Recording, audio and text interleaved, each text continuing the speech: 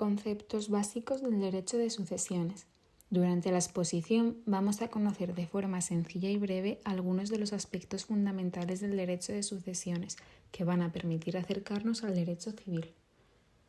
¿Qué es el derecho de sucesiones? Es la parte del derecho privado que se encarga de la sucesión mortis causa.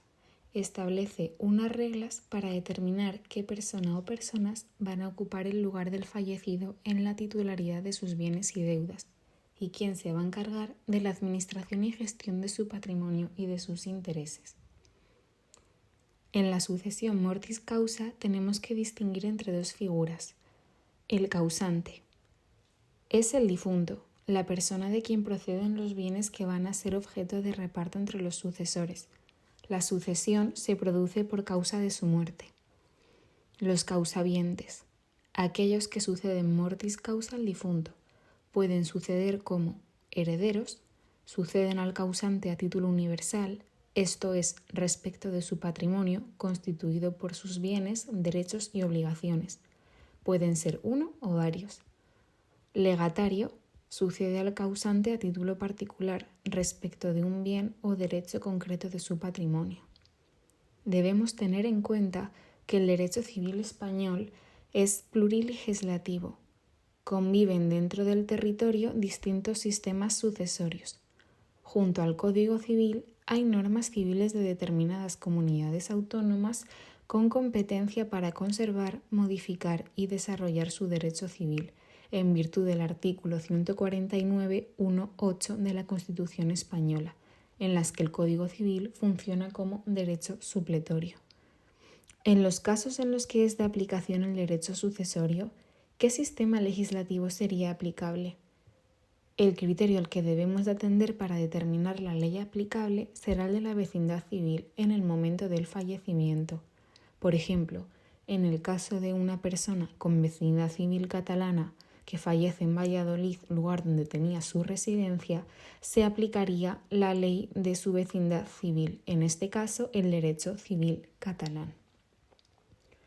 ¿Cuáles son las fases de la sucesión mortis causa? Primero, la apertura de la sucesión. ¿Cuándo se abre la sucesión? Se abre tras el fallecimiento de la persona e implica que las relaciones jurídicas transmisibles del causante se convierten en herencia hasta que pasen a un sucesor, que, como hemos indicado anteriormente, pueden suceder como heredero o como legatario. En esta primera fase se califica la capacidad del sucesor y se determinan los bienes que integran el patrimonio hereditario. Segunda fase es la vocación hereditaria. Es el llamamiento a la herencia, dirigido en abstracto a los posibles sucesores mortis causa del causante, que existe en el momento de la muerte del causante. Tercera fase, la delación de la herencia.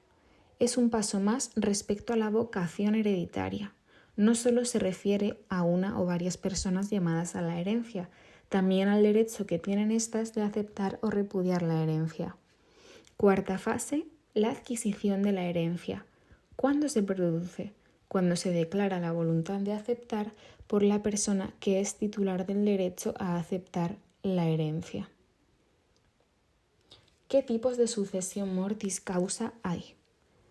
Bien, en función de si el testador ha manifestado su voluntad en un testamento o no, debemos distinguir entre sucesión voluntaria y sucesión legal. La sucesión voluntaria o testada es aquella en la que sí hay testamento, es decir, el testador dispuso de la totalidad o una parte de sus bienes para después de su fallecimiento. El testamento es un negocio jurídico unilateral cuyo elemento esencial es la declaración de voluntad. ¿Cómo podemos saber si una persona ha hecho testamento? Para conocerlo tendremos que acudir al registro de actos de última voluntad. Suministra únicamente información sobre si existen o no disposiciones mortis causa de la persona difunta y, en el caso de que existan, no suministra información sobre el contenido, solo sobre la identidad del notario que lo autorizó. La sucesión legal o intestada es aquella que se rige por la ley. Al no haber dispuesto el testador por testamento de la totalidad o parcialidad de los bienes o bien, si lo ha hecho, que el testamento haya devenido en ineficaz. La ley determina quiénes van a ser los sucesores y en qué proporción.